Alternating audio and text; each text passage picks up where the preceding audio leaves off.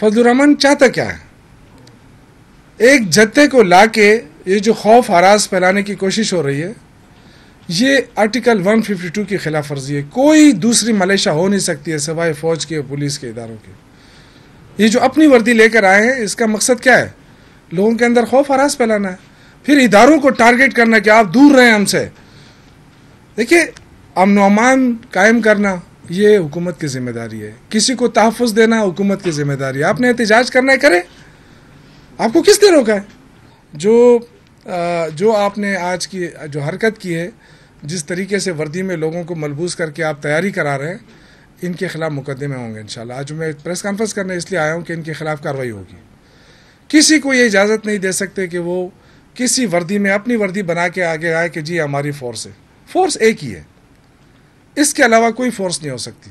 یہ جو آپ جتے بنا کے ڈنڈا لے کے لوگوں کی تربیت کرا رہے ہیں، یہ تربیت آپ کی نہیں چلے گی. یہ نہ ہم اس کو سڑکوں پہ چھوڑیں گے، نہ ہم اس کو برداشت کریں گے. انشاءاللہ ان کے خلاف ایکشن ہوگا، کیونکہ یہ نیشنل ایکشن پلان کی خلاف ورزی ہے. مجھے پتہ ہے اور کہ فضل الرحمان جو ہے، اس کو کون نکال رہا ہے، اس کے پیچھے کون ہے؟ اس کے پیچھے پیسہ ہے. فضل الرحمان ویسے اللہ کے واسطے نہیں نکل رہا ہے، یہ کوئی پرائم منسٹر بننے جا رہا ہے. چلو آج اگر میں سمجھتا ہوں کہ چلو آج اگر ہماری حکومت جاتی ہے تو کیا فضل الرحمان پرائم منسٹر بنے گا؟